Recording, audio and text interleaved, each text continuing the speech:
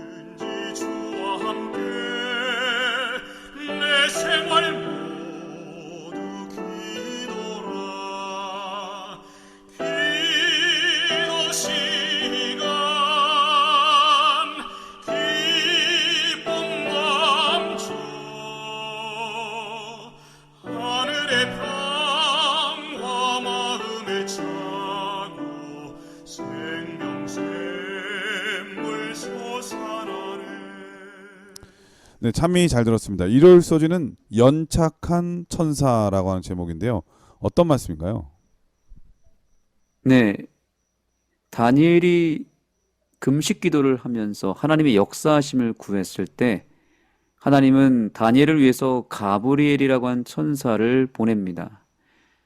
그런데 천사가 즉시 즉각적으로 역사했어야 됐는데 놀랍게도 사단의 세력에 의해서 무려 3주 동안 이 가브리엘 천사가 저항을 받고 다니엘을 온전히 돕지 못했다는 것이 다니엘서 10장에 나타나고 있는데 그래서 여기 제목대로 연착합니다. 늦게 도달하게 됩니다. 네, 그 성경에 선하의 보면은 이 바사왕들 때문에 예, 이 3주 동안, 그러니까 20일 동안 천사가 가지 못하는 그런 장면이 묘사되고 있는데 그 장면을 언급하시는 거죠? 네네 맞습니다. 그래서 이 천하의 다니엘이 금식 기도를 했는데도 불구하고 21일 동안이나 이 하나님의 역사가 지연되고 연착하는 이 기현상을 보게 되는데 하나님이 사단의 방해를 마치 뚫어내지 못하고 오히려 밀려난 느낌을 우리에게 주고 있죠. 그런데 이에 대한 실체에 대해서 이번 교과는 이렇게 설명하고 있습니다. 하나님께서 당신의 권능을 행사하신다면 이런 방해가 있을 수 없다. 적에게는 임의로 거두어지지 않으며 양측이 서로 알고 있는 몇 가지 틀 안에서 이루어지는 어느 정도 진정한 자유와 권능이 주어진 것이 분명하다. 모든 세부 사항이 우리에게 공개되지는 않았지만 우주적 대쟁투에는 하나님의 천사들조차도 그것을 따르며 활동하는 규칙이 있는 듯하다. 네. 하나님께서 물론 얼마든지 사단을 힘으로 찍어 눌러서 전혀 빈틈을 주지 않고 역사하실 수도 있었겠죠. 사단을 완전히 꼼짝할 수 없이 완전히 묶어버릴 수도 있었을 것입니다. 그런데 왜 하나님은 사단을 꼼짝달싹하지 못하게 이렇게 파괴적인 힘으로 압도하지 않고 왜 그대로 사단을 내버려 두셨을까? 이것이 궁금하지 않습니까? 그 내막은 이 안에 나름대로의 그 활동 규칙이 있고 범위가 있고 그 범위 속에서 사단이 활동할 수 있도록 하나님이 허용한 그 범위가 있다는 것입니다. 계속해서 이 교과의 말씀을 읽어주시기 바랍니다.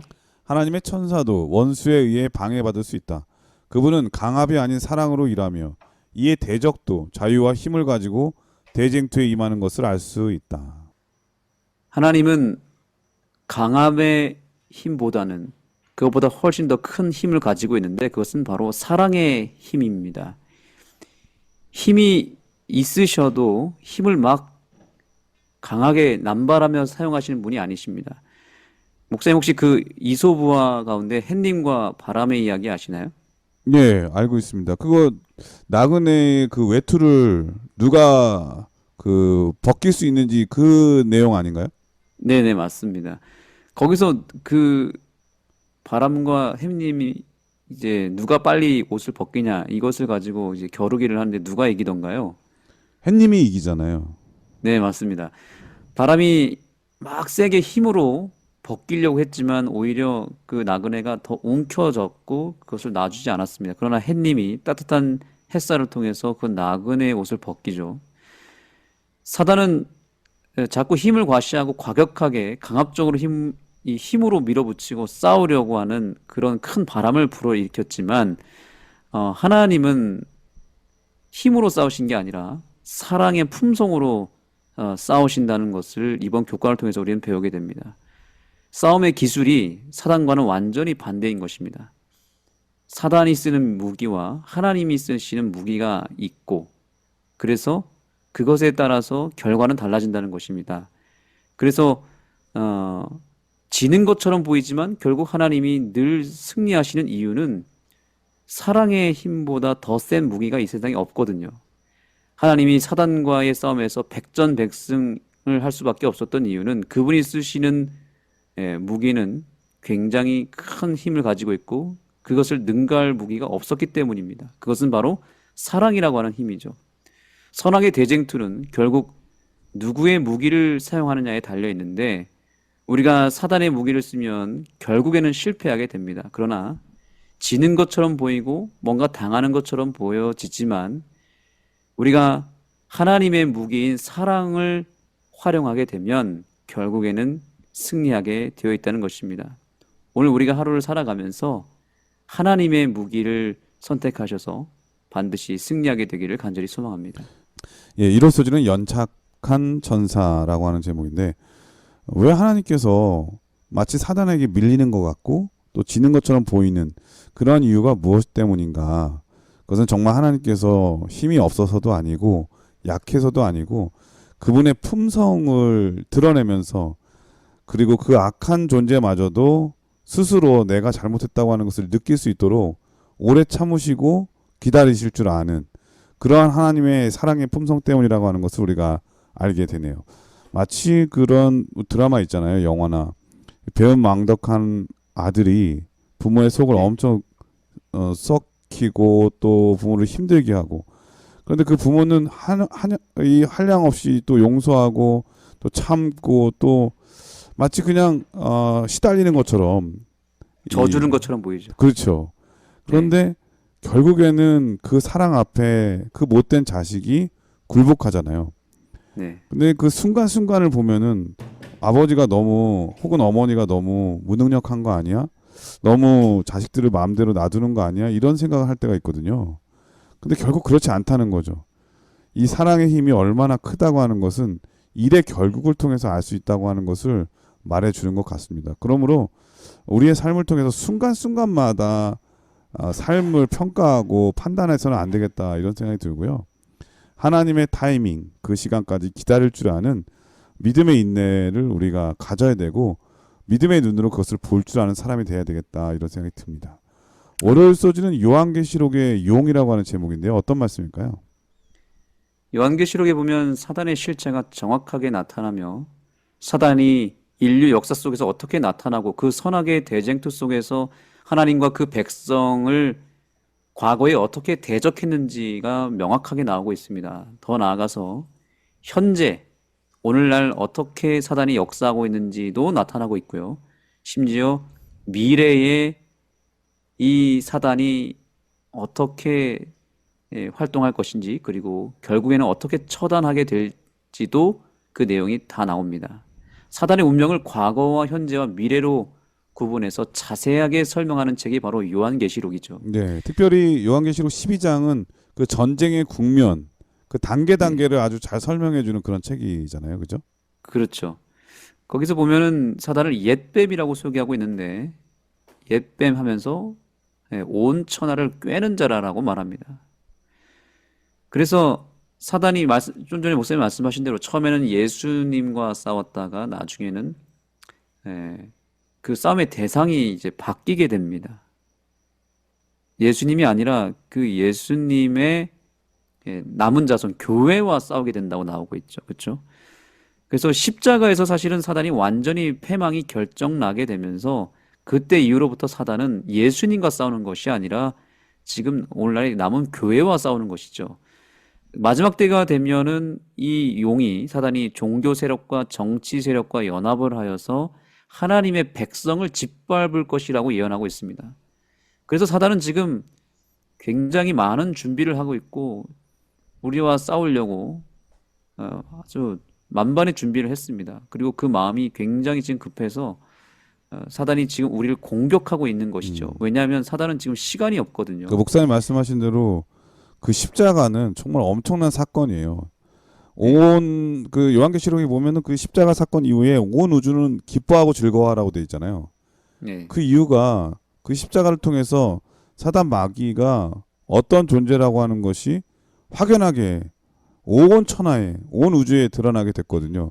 그래서 더 이상 죄는 온 우주에 발붙일 곳이 없고 사단은 이제 그 멸망받아도 마땅하다고 하는 것을 드러냈기 때문에 이제 사단 마귀 입장에서는 물귀신 작전하는 거죠. 혼자만 죽을 수 그렇죠. 없고. 그래서 맞습니다. 그 남은 자손 하나님의 정말 그 사랑의 피로 사신 교회의 그 후손들을 같이 어떻게 하면 한 명이라도 더 멸망시키기 위해서 오는 사자처럼 그 삼킬 자를 찾는 거잖아요. 그죠? 맞습니다. 그래서 여기 교과 본문에 보시면 이렇게 이야기하고 있습니다.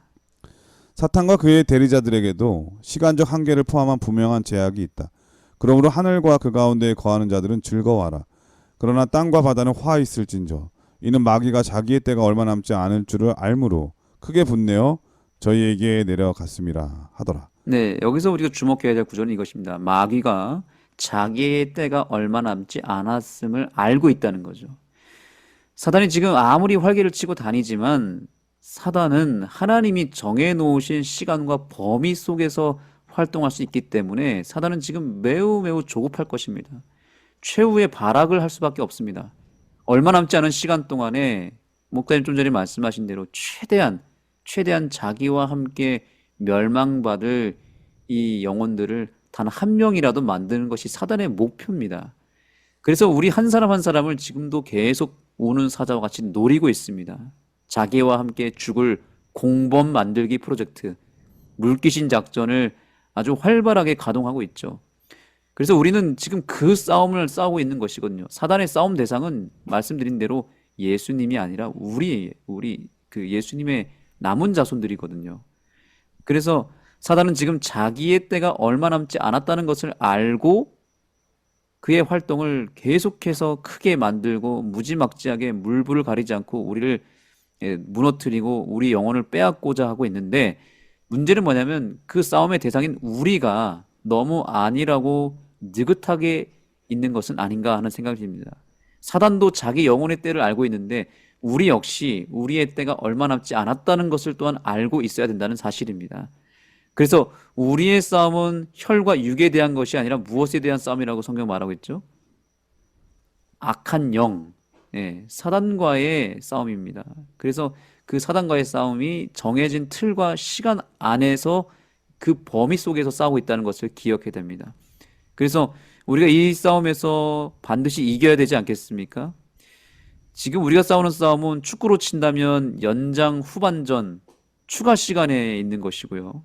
야구로 치면은 이미 9회는 넘어갔고 12회 투아웃 주자 만루 상황에서 동점 상황에서 지금 한 방만 어떻게 잘못 맞으면 거의 승패가 갈리게 되는 그런 상황에 우리가 놓여 있다는 것을 염두에 둘 필요가 있다는 것입니다. 왜냐하면 사단이 지금 그러한 심정으로 치열하게 싸우고 있거든요. 그래서 우리가 정신을 차리고 깨어나서 이 싸움에 대열해서 반드시 승리로 종결시키는 그런 놀라운 역사가 일어나게 되기를 소망합니다. 네, 저는 개인적으로 이런 생각도 들어요. 큰 틀에서는 승부는 결정이 났죠, 이미. 예, 그런데 각 개인은 그 전투에서 어떤 경우에는 쓰러질 수도 있는 거죠. 그래서 사단 그렇죠. 마귀는 한 명이라도 어차피 지는 전쟁에서 포기하고 끝나는 게 아니라 그 한 명 한 명이라도 넘어뜨리기 위해서 최선의 노력을 다한다고 하는 건데, 그래서 이 승리를 미리 경험한 사람은 끝까지 믿음 안에서 싸우겠지만 그 순간순간에 이 결과를 모르고 또 알았다 하더라도 그걸 믿지 못해서 흔들리는 사람들은 결국은 사단의 패망 속에 같이 패배자가 되는 상황이 되는 거거든요. 아멘. 그러니까 우리의 믿음의 눈으로 승리를 이미 확정하신 그 예수님의 능력과 그 힘을 볼 수 있어야 될 것 같아요. 그렇죠. 내 것으로 만들어야 되는 거예요. 예수님의 승리를 내 것으로 만드는 게 우리의 몫인 것입니다. 네. 그 결과가 끝났는데 승리는 이미 예수님께 돌려갔는데 내 개인은 여전히 승리자가 될 수도 있지만 사단에 속한 하나님과 대항하는 사람이 될 수도 있다는 거잖아요. 그렇습니다. 그래서 여기 이 교훈의 말씀이 오늘 우리에게 매우 필요한 믿음의 무기라고 생각합니다. 용은 하나님과 백성을 대적하는 열국의 배후의 주관자로 그 권위와 관할권은 예언대로 특정한 한계 가운데 이루어지며 하나님이 마침내 승리하실 것이다. 아멘.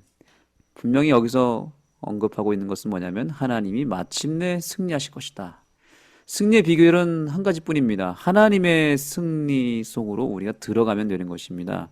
사단이 이 세상에서 어느 정도 승리한 부분이 지금 있습니다. 그것은 뭐냐면 사단에게 그 운명이 넘어간 인류가 얼마나 많습니까? 가인 이후로부터 계속해서 지금까지 사단의 손아귀에서 사단과 함께 멸망이 확정된 이 인생이 얼마나 많습니까? 오늘도 1초마다 몇십 명이 전 세계에서 사람이 죽어나간다고 하지 않습니까? 그 중에서 사단의 공범으로 끝나버린 인생이 얼마나 많겠습니까?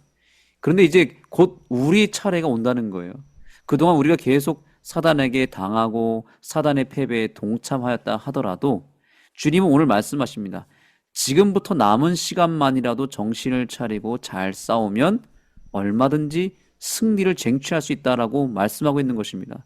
우리는 바로 그 예수님의 승리에 동참하면 되는 것입니다. 그분의 승리 속으로 들어가는 것 외에는 이길 방법이 없는 거예요.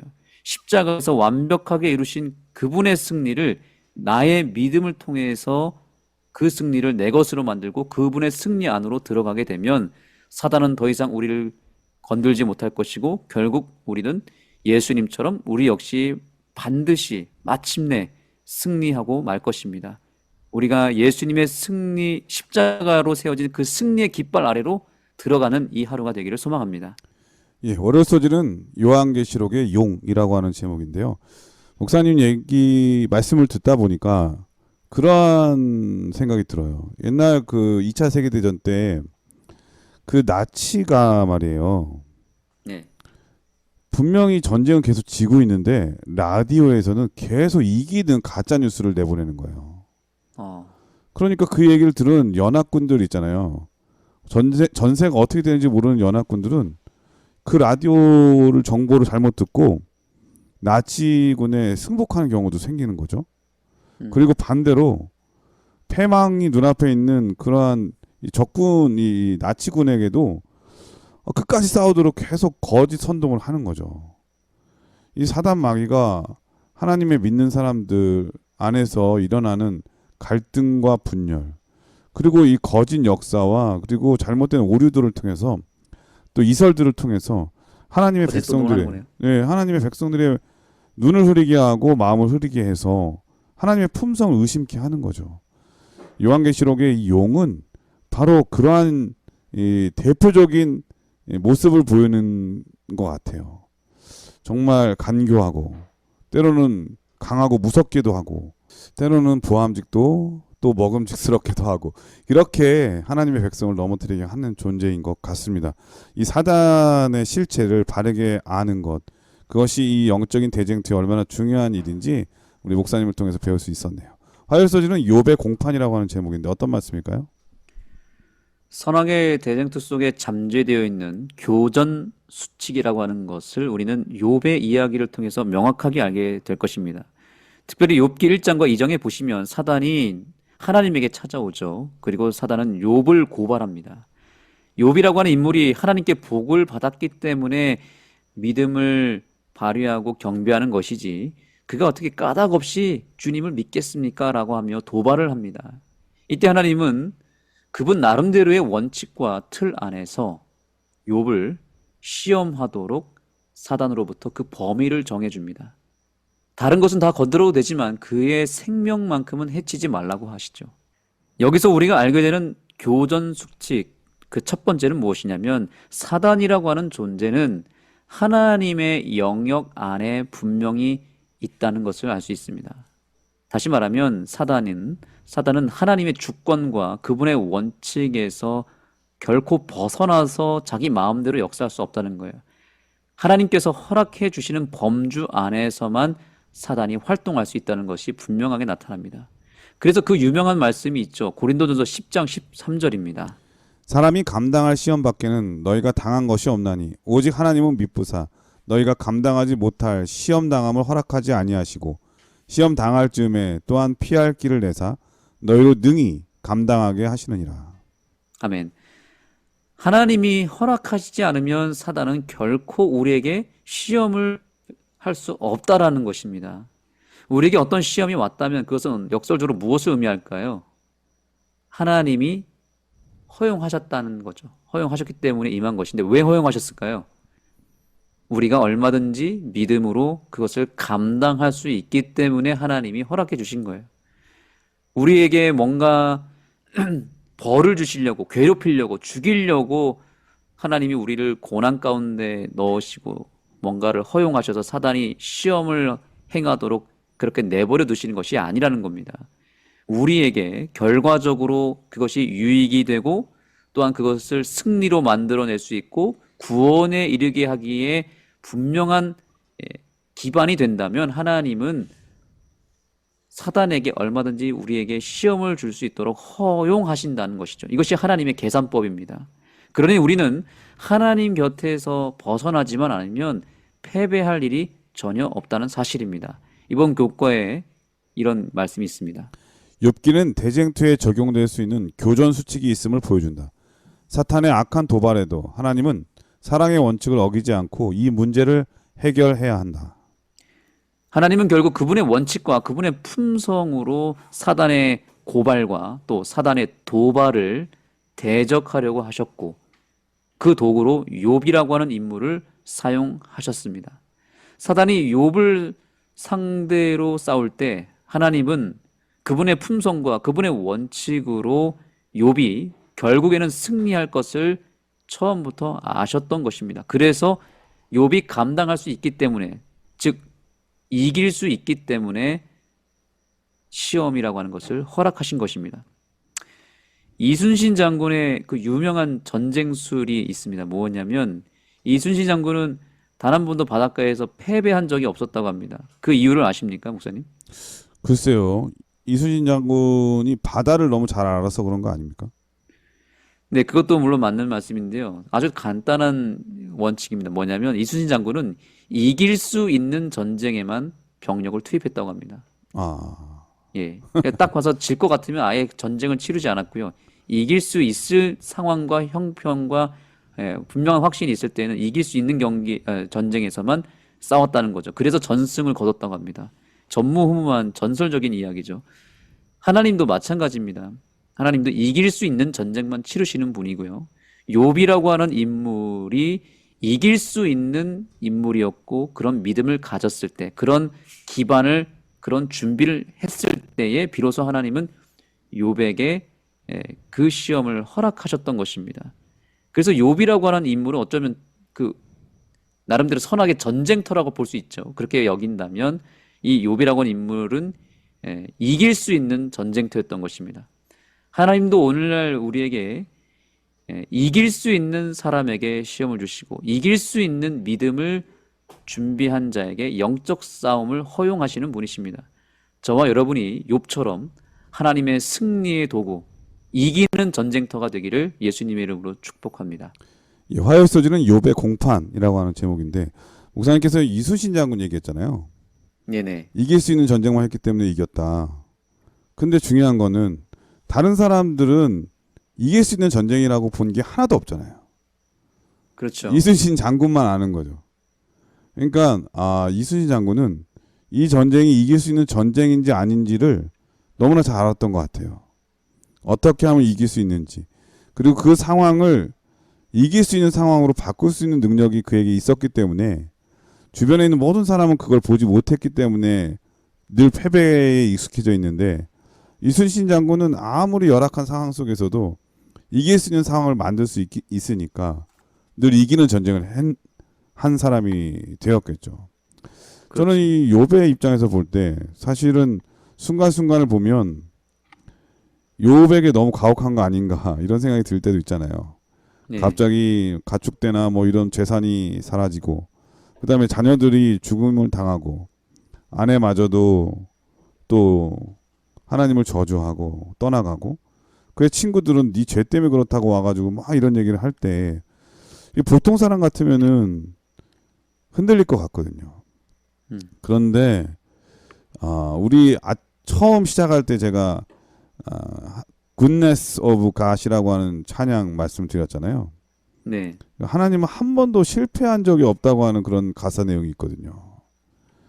이 욥은 그 하나님을 신뢰할 수 있었던 것 같아요. 그래, 네가 아무리 그래도 내 생명은 뺏어갈 수 없어. 내 믿음은 뺏어갈 수 없어. 내가 지금 당장 죽더라도 하나님은 내 생명을 보존해 주실 것이고 이 땅의 짧은 쾌락만이 전부가 아니라 영원한 생명이 있다고 하는 것을 마음에 확신했기 때문에 그 모든 상황 속에서도 하나님을 볼 수 있는 그러한 믿음을 갖지 않았을까 그런 생각이 듭니다. 그러니까 영적인 전투의 가장 중요한 것은 상황이 열악함이 아니라 내 마음이 흔들리지 않는 것 같아요. 그게 제일 맞습니다. 중요한 생각이 듭니다. 욥의 공판에서 승리할 수 있었던 비결을 우리 마음에도 늘 간직한다면 이 땅의 고난은 나를 경건하게 만드는 어떤 면에서 훈련이고 교육이라고 생각할 수도 있고 또 하나님께서 주시는 축복의 통로가 될 수 있다고 하는 믿음을 갖는 것 정말 중요한 일이 아닌가 그런 생각이 듭니다. 아멘. 그럼 여기서 찬미 한 곡 들으신 다음에 계속해서 수요일 목요일 소주를 공부하도록 하겠습니다. 여기는 말씀의 방송 CBN 코리아입니다.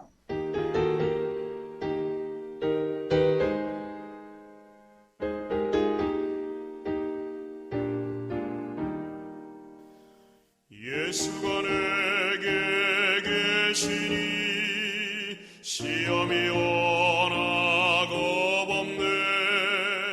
기쁨의 근원 되시는 예수를 위해 삽시다. 날마다 주를 섬기며 갈수록 주를 찬양해. 그 사랑 안에 살면서 딴 길로 가지 맙시다.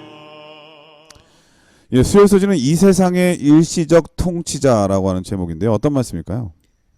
네, 이번 수요일 서지에서 우리는 이번 교과의 핵심인 교전 수칙에 대해서 매우 명쾌한 답을 얻을 수 있는 문장을 하나 발견하게 되는데요. 한번 읽어주시겠습니까?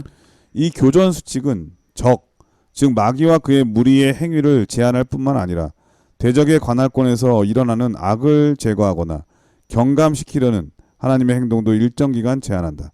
주님은 결코 약속을 어기지 않으시므로 동의하신 교전 수칙의 범위, 즉 마귀에게 제한적이고 일시적인 통치권을 부여하신 범위 내에서 하나님은 당신의 본래의 권능을 약화시키지 않으면서 미래의 행동 양상을 도덕적으로 제한하신다.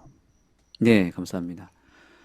하나님은 지금 사단 마귀를 버젓이 활동하도록 그냥 내버려 두시는 것처럼 보이지만 하나님의 교전 수칙 안에, 원칙 안에서 하나님이 허용한 범위 안에서 사단이 얼마든지 활동할 수 있도록 내버려 뒀다는 겁니다. 하나님께서는 사실 단번에 사단과 그 세력을 처단할 수도 있었는데 그렇게 하지 않으시고 정해진 원칙과 권한 속에 교전 수칙을 세우고 그 링 안에서 싸울 수 있는 기회를 주셨다는 건데요. 정해진 시간과 정해진 범위 안에서 사단이 활동하도록 만들어 놓은 이유가 무엇일까요? 왜 굳이 이렇게 사단이 활동하도록 그 반경을 정해 주셨을까요? 저는 이런 생각 해봤습니다. 십자가에서 이 대쟁투를 종결시켜야 됐지 않았을까? 근데 왜 십자가에서 사단과 예수님의 싸움은 끝났다고 분명히 말하고 있는데 그 완전한 승리와 완전한 사단의 패배를 결정짓는 사건 이후에 왜 사단이 버젓이 살아있고 활동하고 있을까? 그런 고민 혹시 목사님 안 해보셨나요? 저는 이렇게 설명할 수 있을 것 같아요. 목사님 그 잠복 근무라는 거 아시죠? 예, 알고 있습니다. 경찰들이 어떤 용의자가 있으면 잠복 근무를 하거든요. 네, 그러면은 나타나잖아요. 그럼 바로 잡으면 뭐 아무 잘못도 없는데 잡는다고 뭐라 그럴 수 있으니까 현장범으로 잡기 위해서 기다릴 때가 있거든요. 범행 현장. 네. 예, 이게 아주 바로 잡으면 좋은데 그 현장범이 되도록 기다릴 때가 있어요. 그래야 누가 봐도 이거는 잘못했다고 드러났기 때문에 네, 체포당해도 마땅한 일이 되거든요. 그렇군요. 네, 어떤 면에서 저는 그런 일이 있다고 생각해요. 사단 마귀가 활동하는 것을 뭐 활동하기 전에 잡아도 넣으면 제일 좋죠. 그러면은 유혹당하는 사람도 적고.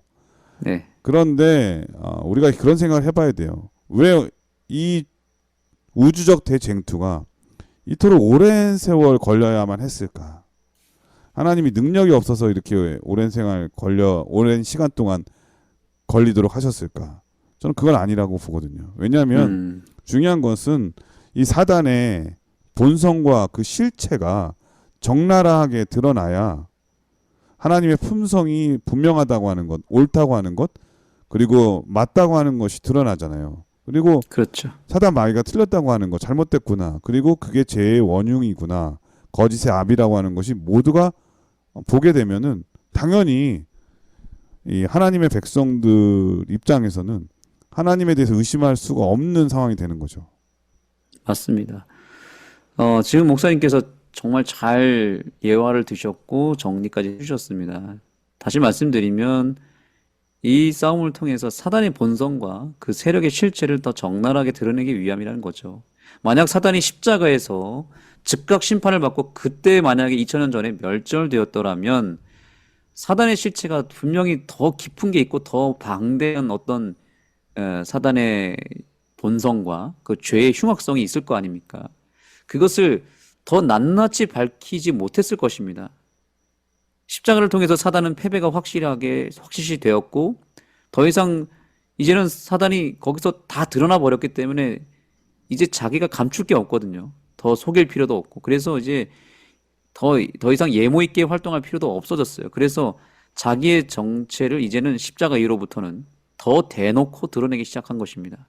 십자가 이후로 사단은 본격적으로 자신의 본성대로 대담하게 더 행동했을 것이고 시간이 지날수록 자신의 실체와 죄의 실체를 만천하에 공개해도 아무런 꺼리낌 없이 죽일 테면 죽여봐. 이제 막 나가는 거죠, 이제.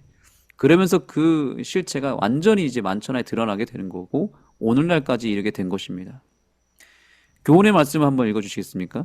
하나님의 역사에 대한 의문이 있지만 대쟁투의 배경과 그분이 악을 다루는 법을 이해하면 최후 승리를 거둘 때까지 세상이 왜 이런 모습인지 이해할 수 있다. 네, 세상이 왜 이 모양 이 꼴인지 우리는 막 원망을 많이 하고 막 이해할 수 없는 일 때문에 의문을 갖잖아요. 왜 이렇게 세상이 난장판이 되고 왜 이렇게 죄가 더 관영하고 그 죄의 흉악성이 막 절정으로 치닫는 이 세상을 바라보면서 우리가 한탄하지 않습니까? 사단이 우는 사자처럼 막 삼킬 자를 찾으며 발악을 하고 있지 않습니까? 그런데 이제 그 의문이 풀리는 것입니다. 대쟁투의 끝이 다가올수록 사단의 실체를 온 천하에 드러내기 위함이었고 죄의 흉악성을 더 선명하게 깨닫게 함으로써 다시는 이때 이제 사단이 이제 마지막 때가 되면 멸망하겠죠. 그 이후로부터는 다시는 죄가 이 세상에 발생하는 일이 없도록 하기 위해서 그 죄와 또 사단의 실체를 완전 끝까지 다 보여준 것입니다. 이러한 하나님의 깊은 뜻을 깨닫게 될 때 우리는 모든 것이 이해가 되는 것이죠. 그래서 우리가 조금만 더 기다리면 이 땅에서 우리가 경험한 이해할 수 없었던 그 모든 일들에 대해서 그 깊은 내막을 깨닫는 날이 분명히 올 것입니다. 그때까지 우리가 항상 깨어있고 마지막 때를 준비하는 우리 모두가 되기를 간절히 소망합니다. 예, 수요서지는 이 세상의 일시적 통치자라고 하는 제목인데 그런 경우가 있잖아요. 그 일진이 나쁜 놈들이 착한 학생을 괴롭히는데 이 착한 학생이 견디다 못해 경찰한테 신고를 합니다. 근데 경찰이 와가지고 그냥 무조건 잡아가면 안 되니까 그 활동하는 거기에다가 CCTV를 설치를 해요. 그러니까 아니나 다를까 또 나타나가지고 애들을 괴롭히죠. 어떤 면에서 그 순간은 자기가 왕인 줄 알 거예요. 그 일진들은. 그리고 벌벌 떠는 그 사람들을 보면서 아마 쾌재를 부르고 마치 종을 부리듯 막 이렇게도 시키고 뭐 가진 것도 다 뺐고 근데 그 현장의 모든 것들이 다 녹화가 된다고 하는 거죠. 경찰이 나타났을 때는 그가 거기에 주인이 아니라고 하는 것을 바로 느끼게 되고 그가 얼마나 큰 잘못을 해서 처벌을 받아야 되는지 법정에 쓸 때 또 느끼게 되는 것이죠. 우리는 그때를 기다려야 됩니다. 이해가 되는데. 예, 그때를 기다려야 돼요.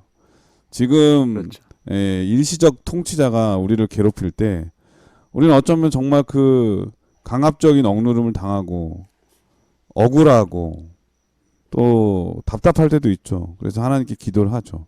어쩌면 응답이 더디되는 것처럼 보인다 할지라도 결국 인내를 하게 되면 예수님께서 다시 오셔서 우리의 모든 억울함을 신원해 줄 그 순간이 있다고 하는 거 우리가 믿음의 눈으로 바라봐야 하겠습니다.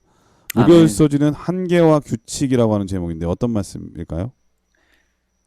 사단이 처음 하나님을 반역했을 때 첫 번째 공격이 무엇이었냐면 하나님의 율법에 대한 공격이었습니다. 하나님의 법은 개선이 필요하다. 바꿔야 된다. 저 법은 완전하지가 않아서 우리가 지킬 수 없는 법이고 이 법은 우리를 오히려 불행하게 만든다라고 하는 주장을 펼친 것입니다. 그러면서 하나님을 반역하여 쿠데타라고 하는 것을 일으키게 됩니다. 사단의 거짓 선동은 어느 정도 먹혀 들어갔습니다. 당시 루스벨이라고 하는 이름을 가졌죠, 사단이. 이 루스벨은 하나님 다음으로 탁월한 존재였던 천사장으로 있었습니다. 그의 영향력은 굉장히 컸습니다.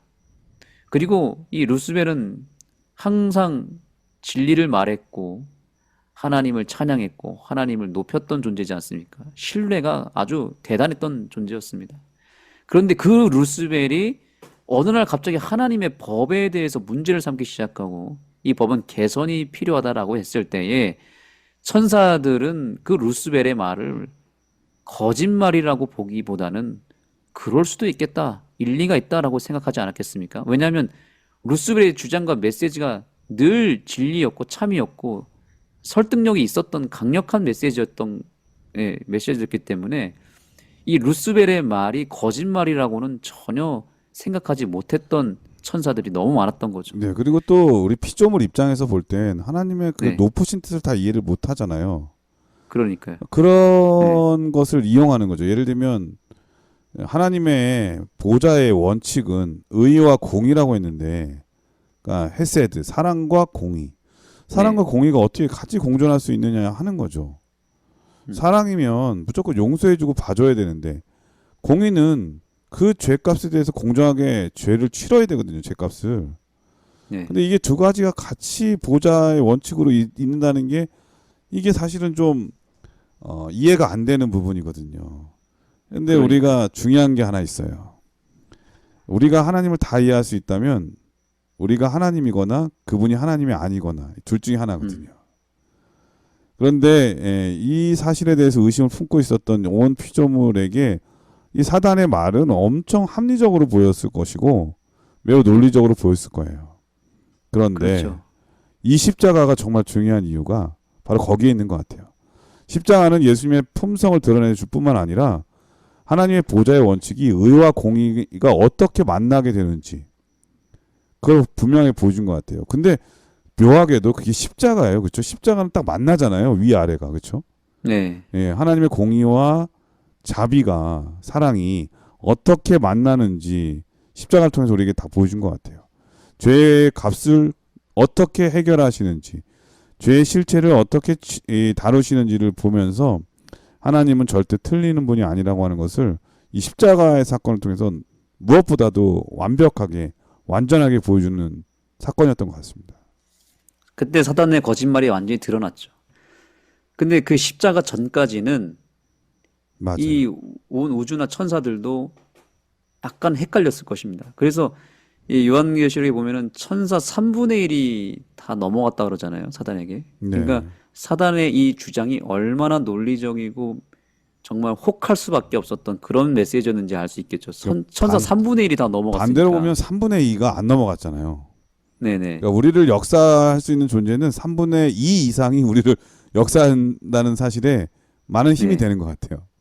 그렇습니다. 그래서 하나님 입장에서 그 루스벨과 타락한 천사들을 단칼에 심판하여 처단할 수도 있었겠지만 그때도 한 번에 처단하지 않고 그대로 두셨습니다. 이유는 그때 만약에 사단을 죽여버렸다면 그걸 보고 나머지 3분의 2가 어떤 생각을 했을까요? 하나님은 무서운 분이시구나. 그리고 루스벨의 주장이 맞기 때문에 타당하기 때문에 죽였나 보다라고 오해할 수도 있었겠죠. 그래서 여러 가지 이유가 있었습니다. 그래서 하나님은 일단은 사단을 바로 처단하지 않고 내버려 두셨고 오히려 사단의 주장이 틀렸다는 것을 입증할 필요가 있었어요. 하나님의 방법대로, 하나님의 그 전투, 싸우는 방법, 하나님의 품성의 원칙대로 이것을 입증할 필요가 있었던 것이죠. 그래서 하나님은 그분의 율법이 올바른 것이고 개선할 필요가 없으며 그 안에서 순종할 때 진정한 행복이 있다는 것을 증명할 필요가 있었다는 것을 이번 교과에서 이렇게 이야기하고 있습니다. 우주적 대쟁투는 무엇보다 하나님의 선하심, 공의, 통치에 대한 마귀의 비방으로 인해 일어난 하나님의 성품에 대한 논쟁이다. 그것은 일종의 우주적 언약 소송이다. 이런 논쟁은 힘만으로 해결할 수 있는 것이 아니며 입증하는 과정이 필요하다. 예, 입증하는 과정이 필요했던 거예요. 사단이 참 교묘한 게 이렇게 거짓 선동으로 쿠데타를 일으켜서 하나님에 대한 오해를 하게 만들고 율법에 대해서 잘못된 인식을 갖게 만들어서 거기서 하나님이 바로 사단에게 심판의 칼을 대면 더 큰 오해를 유발시킬 수밖에 없는 구조로 만들어버린 거죠. 하나님은 그래서 결국 직접 보여주시고 직접 입증할 필요가 있으셨고, 그래서 예수님이라고 하는 존재를 이 땅에 보내실 수밖에 없었던 것입니다. 예수님께서 이 땅에 오신 목적은 첫 번째로 우리를 구원하시는 목적이 있고요. 두 번째 또 목적이 있습니다. 그것은 뭐냐면 사단의 주장이 틀렸다는 것, 즉 하나님의 율법은 완전하고 우리의 행복을 위한 완벽한 안전장치라고 하는 것을 예수님께서 그분의 삶을 통해서 증명하실 필요가 있었던 것입니다. 예수님은 100% 하나님이 맞으십니까? 네. 100% 신이시죠. 그런데 그 100% 신이셨던 예수님께서 그분의 신성을 다 내려놓고 버리시고 이 땅에 100% 인간으로 오셨습니다. 예수님께서 이 땅에서 만약에 단 1%라도 신성을 사용하였더라면 사단이 공격을 또 했겠죠. 근데 그렇기 때문에 신성을 사용하지 않고 100% 인성을 지닌 상태로 율법을 완전하게 지키셔야만 했습니다. 네. 그래야만 사단을 이길 수 있었거든요. 만약에 예수님이 신성을 사용하고 율법을 지켰더라면 사단이 어떻게 공격했을까요? 아마 이렇게 했을 것입니다. 저거 봐라. 자기가 만든 율법도 본인이 저렇게 신성을 반납하고 지키려고 하니까 저렇게 못 지키고 있지 않냐. 그러니 율법은 애초에 우리가 지킬 수 없는 것이었다. 이렇게 주장했겠죠. 그래서 예수님은 철저하게 신성을 반납한 상태에서 인성을 지닌 상태로 율법을 온전히 지키셔야만 했습니다. 그래서 예수님이 33년 반 동안 철저한 검증의 시간을 보냅니다. 정말 수천 가지, 수만 가지 시험을, 공격을 사단으로부터 당하지 않았습니까? 만약에 그 중에서 단 한 번이라도 시험에서 넘어지거나 마음속으로라도 유혹을 당해서 만약에 시험에 통과하지 못했다면 사단은 승리했을 거예요. 영원한 승리를 가졌을 것입니다. 그래서 예수님은 인간이 받을 수 있는 모든 시험과 유혹을 사단으로부터 다 받아내시면서 그러면서도 그 속에서 완전해야 했습니다. 100% 인성을 가지시고 어떻게 100% 완전한 삶을 사실 수 있었을까요? 이것에 대한 해답은 우리가 이번 이 목요일 소식에서 제시하고 있는 두 성경절을 통해서 그 답을 찾을 수 있습니다. 마가복음 6장 5절의 말씀입니다. 거기서는 아무 권능도 행하실 수 없어 다만 소수의 병자에게 안수하여 고치실 뿐이었고 그들이 믿지 않음을 이상히 여기셨더라. 아멘. 자, 이 내용은 무엇이냐면 예수님이 가장 가까이 지냈던 가족과 친족들에게 어떤 능력 행사를 했음에도 불구하고 아무런 능력이 일어나지 않았다는 것이죠. 그 이유가 무엇인지를 이렇게 얘기합니다. 그들이 믿지 않았다는 것입니다. 결국에는 그들의 믿음을 발휘하지 않았기 때문에 예수님이 아무리 역사하시고 그들에게 손을 뻗어도 기적이 일어나지 않았다는 겁니다. 자, 두 번째 성경절입니다. 마가복음 9장 29절도 한번 보시겠습니다. 이르시되 기도 외에 다른 것으로는 이런 종류가 나갈 수 없느니라 하시니라. 네, 감사합니다. 제자들이 귀신을 쫓아내지 못한 이유에 대해서 예수님께서는 단 한마디의 말씀을 이렇게 말씀하십니다. 그들이 기도하지 않았기 때문이다. 기도 외에는 이런 유가 나갈 수 없느니라라고 말씀하시죠. 여기서 우리가 알 수 있는 사실이 있습니다. 하나님의 역사는 결국엔 믿음과 기도라고 하는 것에 의해서 크게 영향을 받는다는 사실입니다. 예수님께서 신성을 반납하시고 이 땅에 오셔서 100% 인성을 쓰셨지만 그분이 100% 완전하실 수 있었던 이유, 100% 시험을 완전히 이길 수 있었던 이유, 그것은 철저하게 그분은 100% 믿음으로 사셨기 때문이고요. 그 100%의 믿음을 활용하기 위해서 24시간 1분 1초를 그분은 믿음으로 두르셨고 거기에 100% 기도라고 하는 것을 무장하셨기 때문에 그분이 이기실 수 있었던 것입니다. 이를 통해서 예수님은 이 땅에서 완벽하게 하나님의 율법의 위대함과 완전함을 그분의 삶을 통해서 드러내셨고 동시에 사단의 주장이 거짓이었음을 완벽하게 입증하셨습니다. 그리고 그 절정이 아까 목사님이 언급하신 바로 십자가 사건에서 드러난 것입니다. 예수님께서는 십자가에 오르시는 그 순간까지도 사단의 공격과 시험을 믿음으로 다 이겨내셨고 기도를 통해서 이겨내신 것입니다. 사단의 완전한 패배가 십자가에서 나타난 것이고 그 거짓이 만천하에 드러나게 된 것입니다. 이제 사단의 타겟이 이제는 우리에게로 향하고 있습니다. 우리가 유일하게 이길 수 있는 방법, 우리의 유일한 희망은 예수님처럼 100% 매 순간마다 믿음으로 사는 것입니다. 믿음으로 살기 위해서 몸부림쳐야 되는 것입니다. 그리고 예수님처럼 100% 기도로 살아야 되는 것입니다.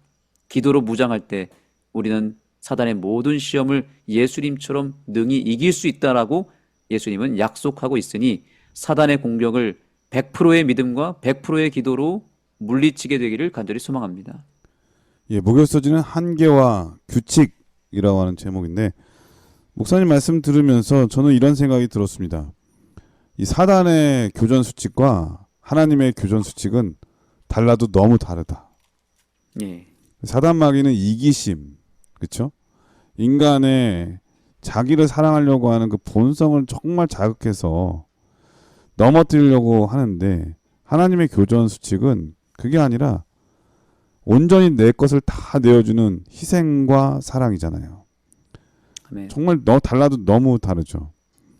이 싸움도 이 박수도 이 손바닥이 마주쳐야 소리가 나고 싸움도 서로 비슷해야 싸움이 나는데 사단 마귀가 이런 일을 계속 벌여도 하나님의 이 교전 수칙은 그 모든 것을 덮고도 남을 만한 희생과 사랑이니까 사단 마귀가 아무리 강펀치를 날려도 헛수고인 거죠. 헛수고. 아멘. 이 하나님의 교전 법칙이 수칙이 이 우리 모든 사람을 인류를 구원하기에 넉넉한 사랑의 품성이라고 하는 것을 오늘 교과를 통해서 알 수가 있었고 그것을 드러내주는 가장 분명한 것은 십자가라고 하는 것도 다시 한번 배울 수가 있었습니다. 우리 목사님께서 이번 교과를 간략하게 정리해 주시고 기도하고 마치도록 하겠습니다. 이번 교과를 통해서 주님께서는 우리에게 교전 수칙을 알려주셨습니다. 그 목적이 무엇일까요? 그것은 이 교전 수칙이 여전히 유효하고 그리고 그 유효한 교전 수칙이 우리에게 해당된다는 것을 알려주시기 위함이라고 생각합니다. 즉 우리는 지금 전쟁 중에 있다는 것을 기억해야 됩니다. 하나님과 사단의 전쟁은 십자가에서 끝이 났고 이제 하나님의 백성들과 사단 사이에서의 전쟁만 남겨둔 상태입니다. 그래서 우리는 오늘 배운 이 교전 수칙을 잘 숙지해야 될 것입니다.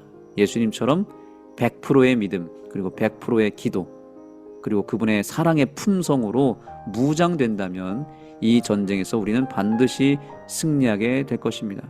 목요일 서지의 마지막 교훈의 말씀을 한번 읽어주시겠습니까?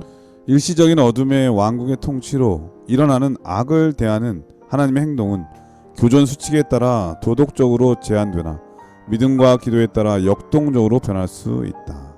네, 여기서 우리가 주목해야 될 말씀은 믿음과 기도에 따라서 역동적으로 승패가 변할 수 있다라고 이야기합니다.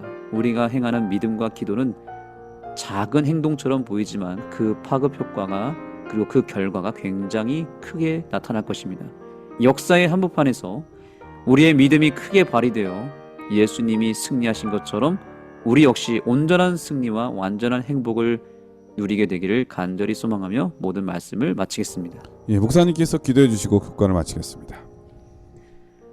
하나님, 오늘 전쟁의 최전선에 있는 우리들을 기억하시고 우리들의 이 전쟁이 승리로 마무리될 수 있도록 최고의 싸움의 기술을 우리에게 허락해 주셔서 감사합니다. 아멘.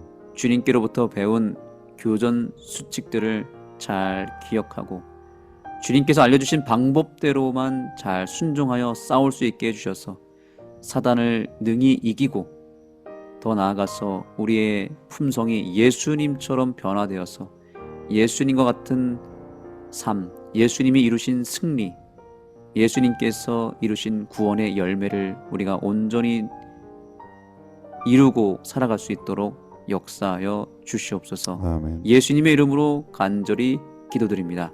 아멘. 네, 전세계 CBN 청취자 여러분, 이런 말이 있죠. 당신이 가지고 있는 최선의 것을 세상에 주라. 그러면 최선의 것이 돌아올 것이다. 하나님은 우리에게 끊임없이 주라고 말씀하시고 세상과 마귀는 움켜잡을 수 있을 때 더 가지라고 얘기를 합니다. 우리는 어떤 말씀을 따라 살아야 하겠습니까? 하나님께 우리의 모든 것을 드릴 줄 아는 믿음의 기도, 그리고 믿음의 나눔, 우리 모두의 것이 됐으면 정말 좋겠고요. 그래서 한 주일 동안 승리하는 우리 모든 청취자분들의 삶이 되기를 간절히 축원드립니다. 건강하시고요. 저희는 다음 주에 다시 뵙겠습니다. 안녕히 계십시오. 안녕히 계세요.